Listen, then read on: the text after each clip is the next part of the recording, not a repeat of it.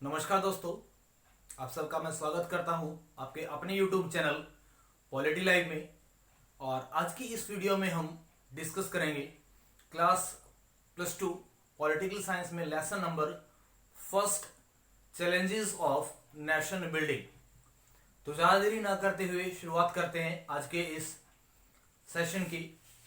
देखिए, मैंने हेडिंग लिखी है चैलेंजेस ऑफ नेशन बिल्डिंग।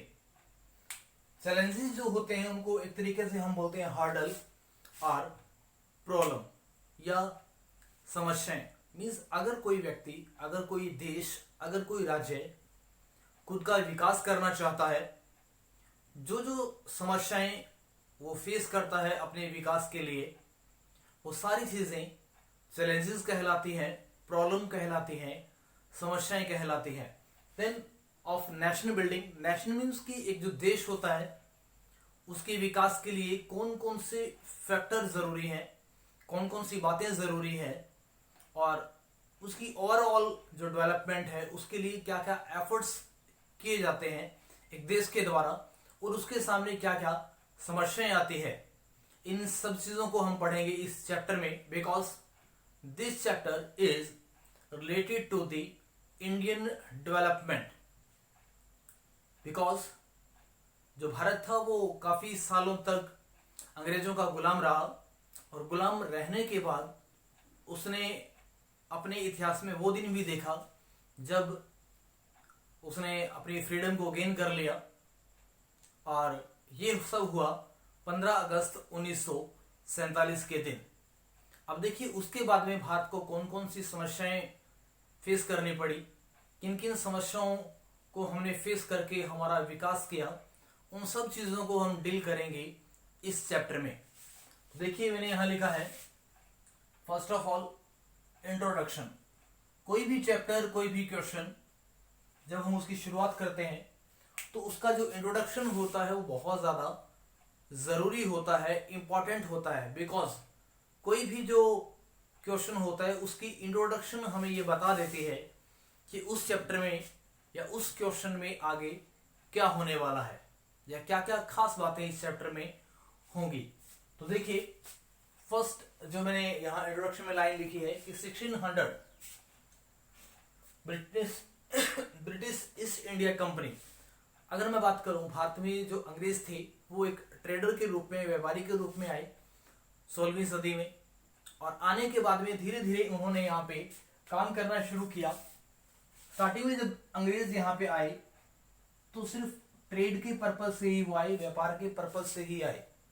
धीरे धीरे जब उन्होंने यहाँ के सिस्टम को देखा, यहाँ की अप्रोच को देखा, तो उनको लगा कि यहाँ से मैक्सिमम बेनिफिट लिया जा सकता है कुछ थोड़े बहुत जुगाड़ करके। नेक्स्ट है कि जब अंग्रेज यहाँ पे ट्रेड करते रहे तो धीरे धीरे वो डोमिनेट होते चले गए। और एक टाइम ऐसा आया जब उन्होंने बैटल ऑफ प्लासी और बैटल ऑफ जो बक्सर है, battle of Plassey 1757, battle of जो बक्सर वो 1764, दो बड़ी जो कामयाबी थी, दो बड़े जो युद्ध थे वो लड़े, उनमें कामयाबी हासिल की। और धीरे धीरे करके उन्होंने पूरे भारत के ऊपर अपना डोमिनेंस स्थापित कर लिया। उसके बाद में 1857 की रिवोल्ट हुई और धीरे धीरे बहुत सारे भारतीय सूरवीरों के द्वारा अपना बलिदान दिया गया और जो आज़ादी थी उसे पा लिया गया। बट उससे पहले क्या हुआ, एक अनाउंसमेंट हुई कब, 3 जून 1947 को। This is Mountbatten declaration. अब माउंटबेटन जो थे वो इंडिया में आए 24 मार्च 1947 को। डेट जरूर याद रखें, 24 मार्च 1947 के आसपास वो इंडिया में वायसराय बनकर आए। और आने के बाद में उन्होंने जो डिक्लेरेशन थी वो दी कि भारत को हम क्या करेंगे, आज़ाद कर देंगे। अब इस अनाउंसमेंट के अकॉर्डिंग बोला गया कि इंडिया को आज़ाद कर दिया जाएगा इन द ईयर ऑफ 1948। 1948 तक हम भारत को आज़ाद कर देंगे। अब देखिए, इन्हीं डिक्लेरेशन के रीजन बीइंग हुआ क्या कि creations of the 2 states India and Pakistan, कहीं ना कहीं लॉर्ड जो माउंटबेटन के द्वारा घोषणा की गई उसमें ये बात भी बोल दी गई कि भारत है उसे दो भागों में विभाजित कर दिया जाएगा, इंडिया है उसे दो पार्ट्स में डिवाइड कर दिया जाएगा, one is India and second one is Pakistan. दोनों की दोनों देश according to the religious affair को लेकर इन दोनों को क्रिएट किया गया। इन सब चीजों को लिखना या जानना बहुत जरूरी हो जाता है जब भी हम फर्स्ट चैप्टर की बात करते हैं। तो अब देखिए, जब बात की गई इंडिया और पाकिस्तान की, तो हमेशा जो टू नेशन थ्योरी है उसकी बात हमेशा की जाती है, बिकॉज टू नेशन थ्योरी थी, उसी के अकॉर्डिंग क्या किया गया, इंडिया का स्प्लिट किया गया, दो भागों में डिवाइड किया गया, और जिस हिस्से में मुस्लिम मेजोरिटी थी उस हिस्से को पाकिस्तान का क्षेत्र करार दिया गया। अब देखिए, टू नेशन थ्योरी क्या थी, द्विराष्ट्र सिद्धांत, demand of the Pakistan by the Muslim league, यहाँ पे मैंने ML लिखा है तो इट मींस आप फुल फॉर्म समझ लीजिएगा कि जो डिमांड थी वो की गई इसके द्वारा, मुस्लिम लीग के द्वारा, कि उनके लिए एक सेपरेट नेशन होना चाहिए जिसके अंदर सिर्फ जो मुस्लिम कम्युनिटी है वो रहेगी। सेकंड वन इज कि लाहौर सेशन या लाहौर जो मीटिंग हुई, सेशन हुआ कब, 1940 में, 1940 में, उसमें मोहम्मद अली जिन्ना MA जिन्ना जो थे उन्होंने इस बात की डिमांड की कि उनकी कम्युनिटी के लिए एक अलग स्टेट होना चाहिए। अब इसी डिमांड की रीजनिंग चलते हुआ क्या कि जो पाकिस्तान था उसकी डिमांड बरकरार रही, और यही चीज जब अंग्रेजों ने देखी तो उन्होंने डिवाइड एंड रूल कि भारत में अगर राज करना है तो यहाँ के लोगों को डिवाइड करो और यहाँ पे राज करते रहो, इस चीज को अडॉप्ट किया। सो ये कहीं ना कहीं ये सारी चीजें बेस बनी भारत को डिवाइड करने के लिए, चाहे मुस्लिम लीग की बात करें, चाहे मोहम्मद अली जिन्ना की डिमांड की बात करें, चाहे ब्रिटिशर के द्वारा डिवाइड एंड जो रूल की पॉलिसी थी उसको लेकर। सो इन सब रीजन भी भारत को दो भागों में बांट दिया गया, एक हिस्सा हिंदुओं का जो भारत कहलाया और एक हिस्सा मुसलमानों का जो पाकिस्तान कहलाया। अब नेक्स्ट हम बात करते हैं। अब देखिए, भारत और पाकिस्तान अलग तो हो गए, बट जब ये अलग हुए तो बहुत सारी ऑथेंटिक न्यूज़ थी वो लोगों तक नहीं पहुंच पाई, because due to the lack of social media, due to the lack of communication media, लोगों तक ये बात नहीं पहुंच पाई कि भारत और पाकिस्तान अलग हो गए हैं। बाउंड्रीज के बारे में लोगों को ज़्यादा पता नहीं चला कि कौन सा एरिया इंडिया है और कौन सा एरिया पाकिस्तान है। सो लोगों के लिए डिसाइड कर पाना इस बात को कि वो किस हिस्से के निवासी हैं या किस हिस्से के सिटीजन हैं, सो बहुत सारी प्रॉब्लम फेस करनी पड़ी हमें। और नेक्स्ट जो चीज़ है वो यही है कि problems and the challenges faced by the India. ये क्वेश्चन बहुत ज़्यादा इंपॉर्टेंट है। मैं अगर एग्जाम के पॉइंट ऑफ व्यू की बात करूं तो इस क्वेश्चन को 3 स्टार दूंगा, बिकॉज बहुत सारी बार इस क्वेश्चन को एग्जाम में पूछा गया है कि विच type of problem faced by the India during the partition time.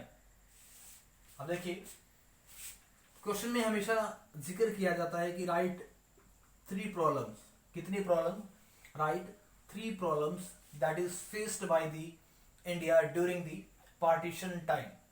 तो देखिए, फर्स्ट अगर मैं बात करूं, बहुत कॉमन चीजें हैं, बहुत आसानी से आपको ये याद होने वाली है। अगर आपको लगता है कि ये चीजें याद नहीं हो रही हैं तो बहुत सारी ऐसी मूवीज हैं जो पार्टीशन को लेकर बनी है, उन मूवीज को आप देख सकते हैं। गदर भी उनमें से एक मूवी है। स्टार्टिंग की कम से कम 10 से 15 जो मिनट है वो पूरी की पूरी इसी बात को फोकस करके बनाई गई कि पार्टीशन के दौरान क्या क्या हुआ था, जो जनरली ये मूवी आपके लिए बेनिफिट देगी इस चीज को याद करने के लिए।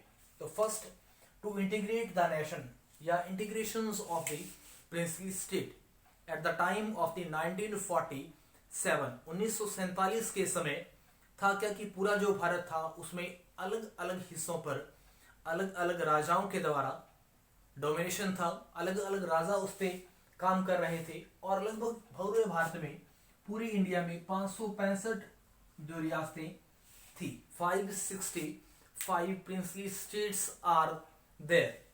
अब देखिए जो 565 रियासतें थी, इन सबको एक करना, इन सबको कंबाइंड करना एक बड़ा चैलेंज था। किसके लिए? भारत के लिए। तो इन सबको एक करने का जो काम था वो दिया गया सरदार वल्लभ भाई पटेल को।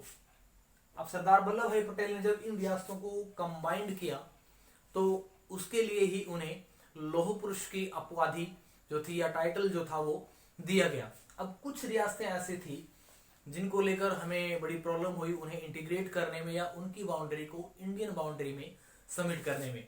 First one is J&K, second one is Manipur, third one is Junagadh and fourth one is Hyderabad. ये 4 रियासतें थी जिनको अलग अलग प्रोसेस से क्या किया गया, भारतीय जो बाउंड्री थी उसमें मिलाया गया। इन चारों रियासतों के बारे में चाहे मैं बात करूं हैदराबाद की, चाहे मैं बात करूं J&K की, या फिर मणिपुर की बात करें या जूनागढ़ की बात करें, चारों को अलग अलग प्रोसेस से भारत में मिला लिया गया।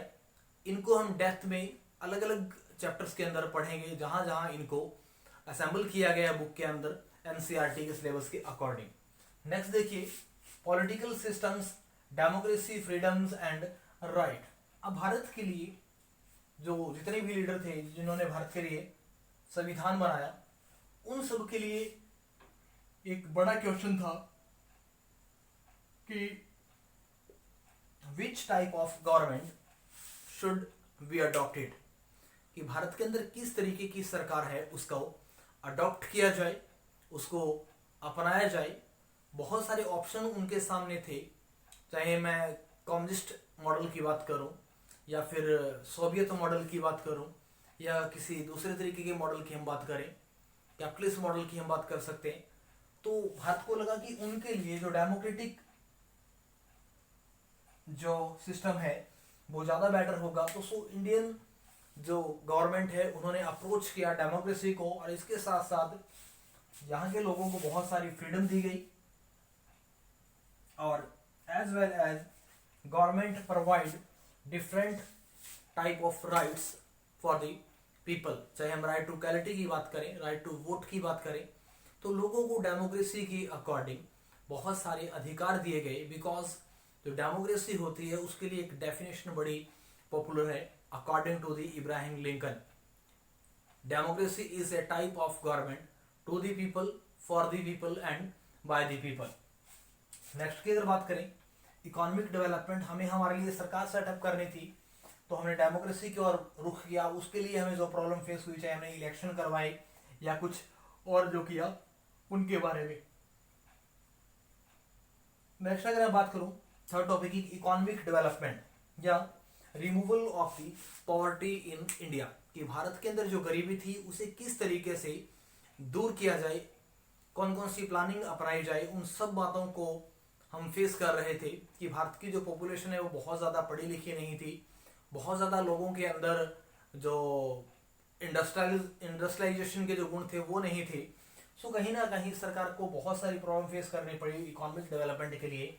चाहे लोगों की एजुकेशन से रिलेटेड बात की गई, चाहे लोगों की हेल्थ से रिलेटेड बात की गई, चाहे एग्रीकल्चर की बात की गई, चाहे हम लैंड रिफॉर्म्स की बात करें, चाहे हम इंडस्ट्रियल डेवलपमेंट की बात करें। कहीं ना कहीं ये 3 बड़े चैलेंज थे सरकार के सामने। First, to integrate the princely states, सारी रियासतों को एक करके भारत के अंदर मिलाना। सेकंड, कि भारत के लिए जो कौन सी गवर्नमेंट ऐसी होगी जो भारत के लिए बहुत सुटेबल होगी, which type of government is suitable for the India, या which type of political system we adopted in future. Third की अगर बात करूं economic development, for the economic development we adopted different type of models like multipurpose project, small scale industries, land reforms and different others resources also apply in different areas. next देखिए अगर हम next का भी अगर मैं जिक्र करूं या बात की जाए तो कि ये कुछ बातें थी जो बहुत इंपॉर्टेंट थी। उम्मीद करूंगा कि आपने स्क्रीनशॉट ले लिया होगा या इन पॉइंट को नोट डाउन कर लिया होगा। इसके साथ साथ कुछ दूसरी चीजें भी बहुत जरूरी है डिस्कस कर लेना। क्या कि हमारे देश का क्या हुआ, पार्टीशन हुआ, विभाजन हुआ,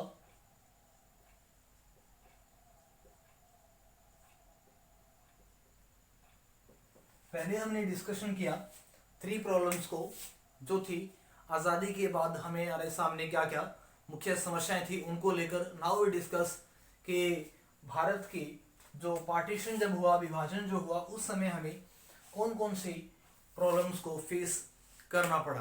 अब देखिए, अगर इससे पहले मैं थोड़ा सा जिक्र मैंने किया था कि ऑन द डेट ऑफ 3 जून 1947 एक अनाउंसमेंट की गई और इस अनाउंसमेंट के अकॉर्डिंग बोला गया कि जिस हिस्से में, जिस पार्ट में हिंदू ज्यादा होंगे उस हिस्से को इंडिया कहा जाएगा और जिस हिस्से में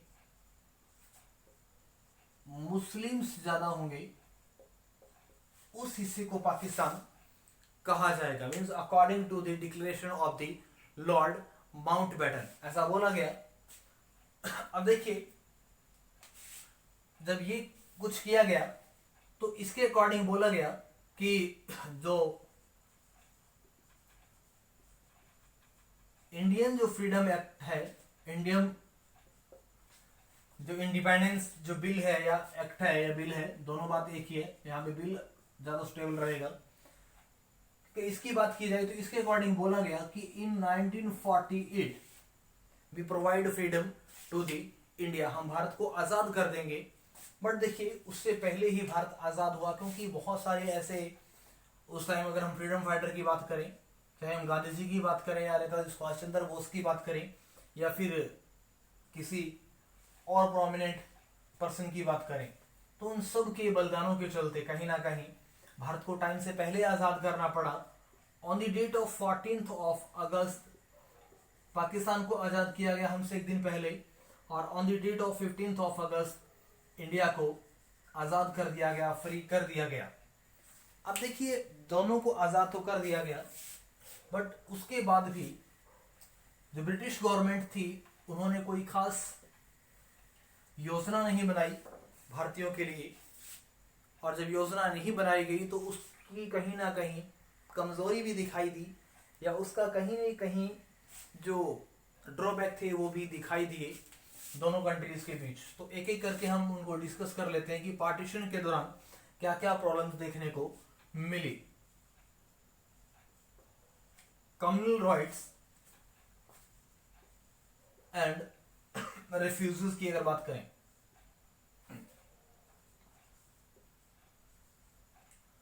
अब देखिए, बोला गया था कि जिस हिस्से में हिंदू होंगे वो कहलाएगा इंडिया, और जिस हिस्से में मुस्लिम कम्युनिटी ज्यादा होगी वो कहलाएगा Pakistan. But at the time of the 1947 कोई भी एक हिस्सा ऐसा नहीं था जहां सिर्फ मुस्लिम हो और जहां सिर्फ हिंदू हो। तो लोगों के लिए डिसाइड कर पाना कि कौन सा हिस्सा तो पाकिस्तान है और कौन सा हिस्सा इंडिया है, ये पॉसिबल नहीं था, बिकॉज जो सोर्स ऑफ कम्युनिकेशन मीडिया था वो बहुत ज़्यादा नहीं थे। अब इसी रीज़न भी हुआ कि जो मुस्लिम कम्युनिटी जिस एरिया में रह रही थी उनको ये लगा कि जिस हिस्से में वो रह रहे हैं वही हिस्सा पाकिस्तान है, और ऐसा ही हुआ हिंदुओं के साथ। तो कहीं ना कहीं जब रियल में पता चला कि जो सिंध का प्रांत है या जो पंजाब के साइड का जो एरिया है वो हिस्सा पाकिस्तान है, और जो बंगाल का जो हिस्सा है वो पाकिस्तान है, तो देखिए लोगों ने माइग्रेट करना शुरू किया one place to another place. अब जिस मुस्लिम कम्युनिटी एरिया के अंदर, अगर मैं पंजाब की बात करूं, पंजाब की साइड से जितने भी हिंदू थे उन्होंने माइग्रेट किया इंडियन टेरिटरी में, और जो इंडियन टेरिटरी में मुस्लिम थे, चाहे हम दिल्ली की बात करें, यूपी की बात करें, हरियाणा की बात करें, या पंजाब के आसपास की बात करें, एमपी की बात करें, इन हिस्सों से या स्पेशली नॉर्थ इंडिया से जो हिंदू फैमिली के आसपास जो मुस्लिम रह रहे थे उन्होंने माइग्रेट करना शुरू किया पंजाब या वेस्ट बंगाल की तरफ। अब ऐसे में लोगों ने एक दूसरे को लूटना शुरू किया, लोगों ने एक दूसरे को मारना शुरू किया, और कहीं ना कहीं जो लोग थे वो रेफ्यूजी बन गए। अब कहीं ना कहीं वो अपने ही घर में पराये हो चुके थे। तो अब ऐसी जब सिचुएशन हुई तो बहुत सारी प्रॉब्लम देखने को मिली। लोगों को बाय फोर्सली मार दिया गया या उनको लूट लिया गया, उनके पास जो भी पैसा था वो लूट लिया गया।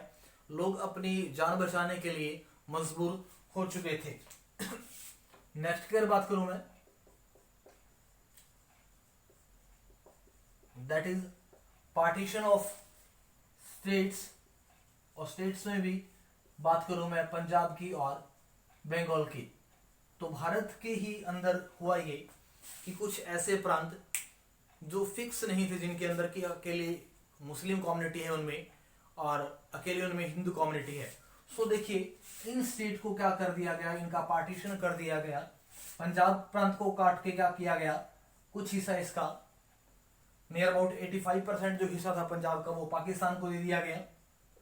और यही किया गया बंगाल के साथ। यहाँ भी इसका एक बड़ा पार्ट जो था उसको तोड़ के पाकिस्तान में कन्वर्ट कर दिया गया। तो भारत का जो कहीं ना कहीं पॉलिटिकल जो मैप था उसमें चेंजेस दिखाई दिए। नेक्स्ट अगर मैं बात करूं थर्ड कि problem of the princely states, या जितने भी प्रिंसली स्टेट्स थे, हमने बात की थी कि टोटल रियासतें थी 565। अब इन रियासतों को यूनिफाइड करना, इंटीग्रेट करना, इनको मिलाना और मिलाकर एक इंडिया बनाना एक बड़ा मुश्किल काम था। और इसके साथ साथ कुछ ऐसी रियासतें थी, अगर मैं J&K की बात करूं, मणिपुर की बात करूं, हैदराबाद की बात की जाए या फिर जूनागढ़ की बात की जाए, तो अलग अलग रियासतें जो थी वो अलग अलग एरिया में मूव कर रही थी। बिकॉज लॉर्ड माउंटबेटन से पहले बहुत सारे जो ब्रिटिशर थे उन्होंने तो यहाँ तक कहा था कि जितनी भी रियासतें हैं, all princely states are free to join any parts of the world. Means वो किसी भी हिस्से को ज्वाइन कर सकते थे, इस बात के लिए उनको फ्री रखा गया। अब यहाँ भी प्रॉब्लम आ रही थी कि उनको किस तरीके से एक किया जाए, ये बड़ी प्रॉब्लम थी इंडिया के लिए। इसकी नेक्स्ट की अगर बात करें, एडमिनिस्ट्रेशन एंड दी, अगर फाइनेंशियली प्रॉब्लम्स की बात करूं मैं कि अब भारत को किस तरीके से चलाया जाएगा, कौन सी सरकार होगी, किस तरीके की सरकार इंडिया में अडॉप्ट की जाएगी, या फिर भारत का जो प्रशासन था वो उस टाइम चलाना बड़ा मुश्किल हो गया था क्योंकि हर तरफ दंगे हो रहे थे और फाइनेंशियली क्राइसिस था वो भी फैल गया था, क्योंकि इंडिया का बहुत सारा फर्टाइल जो हिस्सा था वो पाकिस्तान में चला गया था और बंगाल के एरिया में चला गया था। नेक्स्ट की अगर मैं बात करूं फिफ्थ वन की, कि according to the religious community, अगर मैं इंडिया की ऑब्जर्व करूं उस टाइम के, तो कोई भी एक हिस्सा नहीं था जहां सिर्फ हिंदू थे या जहां सिर्फ मुस्लिम थे। अब कुछ पार्ट ऐसे थे जहां हिंदू बहुत ज्यादा संख्या में थे और मुस्लिम जो थे वो कम थे। तो हिंदुओं ने अत्याचार करना शुरू किया मुसलमानों पे, और जहां पे मुस्लिम कम्युनिटी ज्यादा थी और हिंदू कम्युनिटी कम थी वहां हिंदुओं के साथ भी बुरा व्यवहार किया गया। बाई फोर्स जो फीमेल थी उनका अब्यूज किया गया, उनको रेप कर दिया गया, या छोटे बच्चे थे उनको मार दिया गया, जो बुजुर्ग थे उनके साथ भी ऐसा ही हुआ। मीन्स कहीं ना कहीं एक लार्ज स्केल के ऊपर जो लोग थे उनको अपने अधिकारों से हाथ धोना पड़ा, या कहीं ना कहीं जो उनके फंडामेंटल जो राइट्स थे वो उनसे छीने गए। अब इसके साथ साथ अगर मैं बात करूं कि question of the north west of the frontier provinces, अब भारत की अगर मैं बात करूं और भारत में अगर हम बात करें कहा नॉर्थ वेस्टर्न जो फ्रंटियर थे, इस साइड की जो बाउंड्री थी, चाहे हम J&K की बात करें या पंजाब की बात करें, राजस्थान की बात करें, गुजरात की बात करें, ये जो सारे स्टेट्स थे यहाँ बाउंड्री की प्रॉब्लम देखने को मिली कि कौन सी बाउंड्री भारत की होगी, कौन सी बाउंड्री पाकिस्तान की होगी। कहीं ना कहीं दोनों में बहुत ज्यादा कॉन्फ्लिक्ट दिखाई दिए। इसके साथ साथ अगर मैं बात करूं problems of the human rights, कि ड्यूरिंग द पार्टीशन क्या हुआ, हालांकि बाउंड्रीज फिक्स नहीं थी बट इसके साथ साथ जो लोग थे उनके जो राइट्स थे उनको क्या किया गया, छीना गया। उनके राइट्स जो थे वो प्रॉपरली लोग जो थे वो उनको गेन नहीं कर पाए, बहुत सारी प्रॉब्लम उन्हें फेस करनी पड़ी, चाहे हम राइट टू फूड की बात करें, राइट टू सैनिटेशन की बात करूं, राइट टू माई हेल्थ की अगर बात करूं, ये सारी चीज़ें कहीं ना कहीं लोगों को बियर करनी पड़ी, सहन करनी पड़ी, और हज़ारों की संख्या में लोगों ने माइग्रेट किया one place to another place. तो बहुत सारी प्रॉब्लम उन्हें फेस करनी पड़ी, इवन तक कि अपनी जो प्रॉपर्टी थी उन्हें बहुत ही कम दामों पे उन्हें क्या करना पड़ा, सेल करना पड़ा, बेचना पड़ा। तो आज की जो वीडियो थी उसमें हमने डिस्कस किया कि भारत आज़ाद कैसे हुआ, भारत आज़ादी के बाद में भारत के सामने कौन सी बड़ी 3 प्रॉब्लम्स थी, चाहे वो इंटीग्रेशन की बात करें, चाहे डेवलपमेंट की बात करें, या to setup of the political structure की बात करें। इसके साथ साथ हमने डिस्कस किया कि भारत में किस तरीके से पार्टीशन के दौरान क्या क्या प्रॉब्लम फेस करनी पड़ी, चाहे हम बात करें रिफ्यूजी की बात करें या माइग्रेशन की बात करें, चाहे problems of the human rights की बात करें, या प्रॉब्लम्स ऑफ द फ्रंटियर्स की बात करें, बाउंड्री की बात करें कि बाउंड्री फिक्स नहीं थी, लोगों के अधिकार छीने गए। इसके साथ साथ जो प्रिंसली स्टेट्स थे उनको मिलाना एक बड़ा चैलेंज था भारत के। तो इन सब चीज़ों को हमने फेस किया कब, ड्यूरिंग पार्टीशन, की जो राजा है उनको किस तरीके से इंडिया में मिलाया जाएगा, और वो लगातार मतलब कहीं ना कहीं पाकिस्तान भी इस चीज़ को अप्रोच कर रहा था कि जो भी प्रिंसली स्टेट्स है वो उनमें मिल जाए। तो इस तरीके से भारत का जो नक्शा था वो बिगड़ने वाला था। बट बहुत सारी चीज़ें हमने सहन की, बहुत सारी चीज़ों को हमने प्रॉपरली मैनेज करने की कोशिश की during the time of partition. Hope so कि आज का सेशन आपको अच्छा लगेगा। थोड़ी गर्मी बहुत ज़्यादा है तो सेशन को बहुत लंबा खींचना भी ठीक नहीं है, क्योंकि स्वेटिंग बहुत ज़्यादा हो रही है, पूरी फैन सब कुछ ऑफ करने के बाद में नाइट को वीडियो शूट करनी पड़ती है। डे के टाइम जो शोर होता है वो बहुत ज़्यादा रहता है। तो उम्मीद करूँगा आप मेरी वीडियोस को लाइक करेंगे, शेयर करेंगे, और हाँ, सब्सक्राइब करना ना भूलें। जय हिंद, जय भारत।